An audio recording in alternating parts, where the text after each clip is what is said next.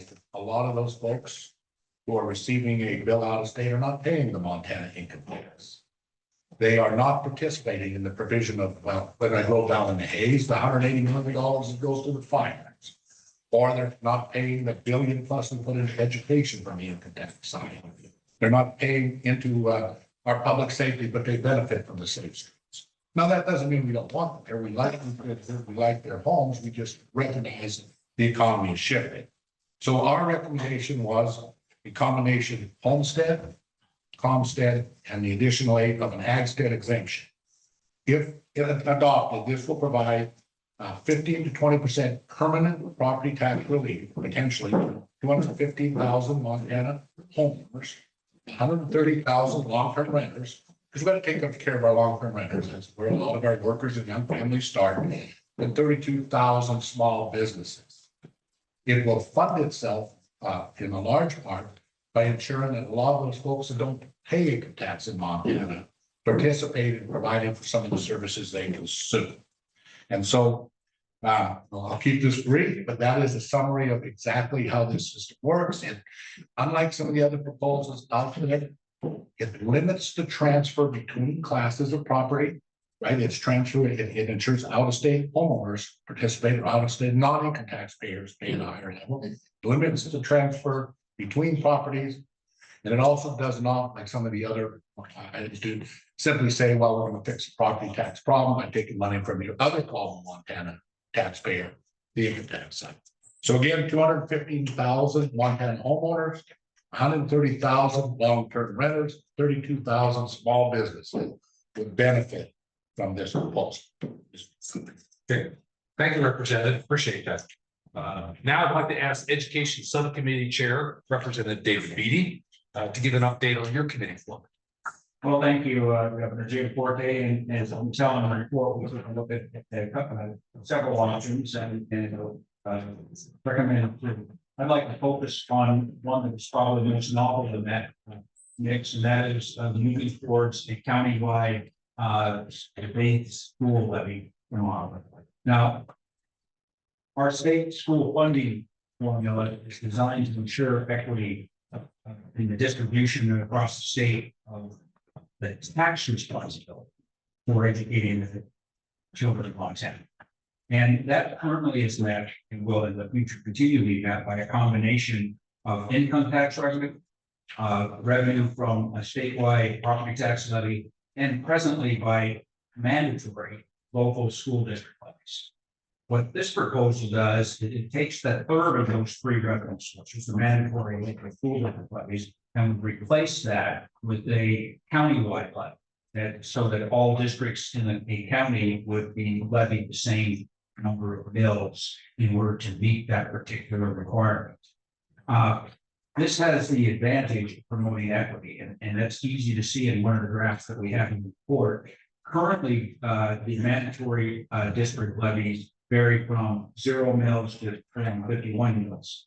If this proposal is adopted, that range will narrow to 36 to 42 mills for about 99% of the 400 school districts within the state. That is a big move forward in the equity department. And once again, in order for us to meet our constitutional mandate to provide that basic education to our students and distribute the tax burden in an equitable manner. And our initial calculations indicate that in doing so, by narrowing these mills to this 36 to 42 mill range, we'll be providing tax relief to approximately 80% of property tax. Now, we still have work to do on this. As you can imagine, the calculations are complicated, but we are confident that this is a viable way forward and look forward to developing this proposal further. Thank you, Representative Beatty. Sounds like an interesting idea to give relief. Last, but certainly not least, I'd like to ask Senator Greg Hertz, Chair of the Local Government Subcommittee, to give his update. Sure. Thank you, Governor. I want to thank you for assembling this group too. It's been great to work with everybody. I think we've all learned a lot. And yes, property taxes are complicated, but we're continuing to learn. And the sole purpose that we focus on, of course, is reducing property taxes for primarily Montana residents. We have 8 recommendations. coming out of the local government committee, a lot of just minor ones, but the one that really I think rises up is our recommendation that voted mills should only be under a dollar amount and not a mill amount. Current law right now, when voters or local government wants to levy mills or dollars for a specific project, they can either choose a dollar amount or a set number of mills. And our recommendation is only to going forward to recommend just a dollar. Because with the set number of mills, as we've seen, as property values increase and the mills do not change, then we end up getting a windfall and more money than the voters or the local government, recommended originally for that particular project. So this will basically focus on how much money they need for a project. It will then allow them to continue to grow that over inflation, but it won't allow for a big windfall, and it'll keep property taxes more stable for voters and taxpayers across the state of Montana. Thank you, Senator. Appreciate it. After hearing from each of you and good work and reading the report, you've identified a good list of reforms.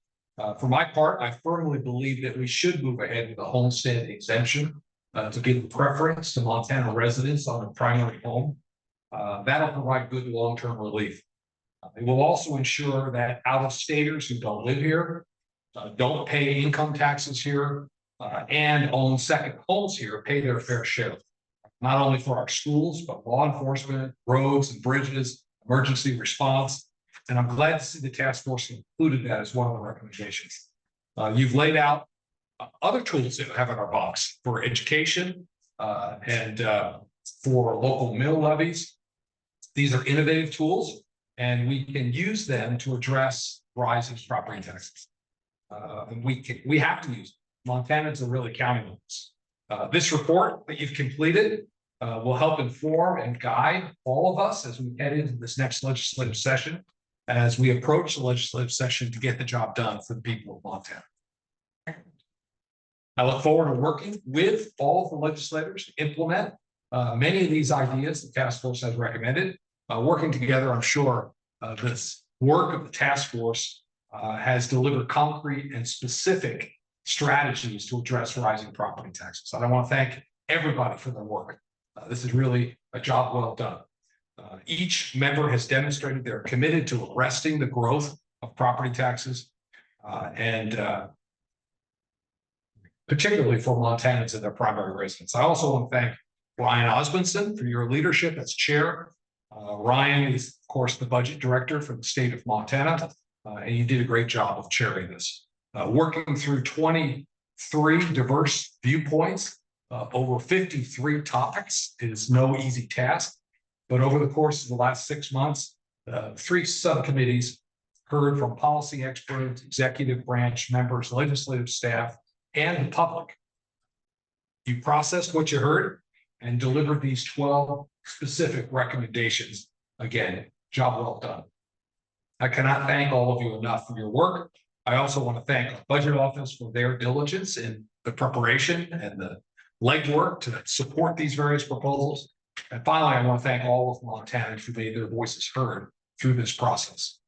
I look forward to your continued input as we work to rein in property taxes across our treasure state. I'll wrap up my comments with this. Every day I'm focused on opening doors of greater opportunity so more Montanans can thrive, prosper, and achieve the American dream. And every day Montanans work hard themselves to realize that American dream, to earn a decent living, to raise a family, to contribute to their communities, and to retire comfortably and to own a home. I know the task force shares my commitment to addressing rising property taxes and helping more folks achieve this shared American dream. I'm enthusiastic about what the task force has already accomplished. To the task force members, again, I'll just say thank you for your willingness to sacrifice and contribute for the benefit of all Montanans. Thank you all for your commitment to serving Montana. And with that, I'll turn it back over to you, Chair. Thank you, Governor.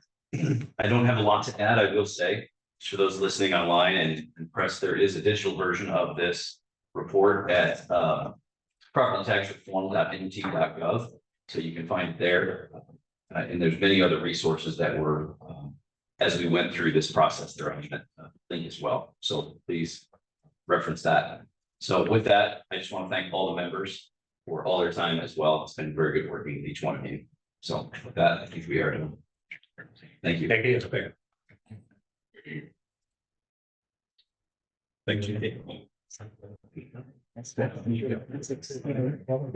Yeah, you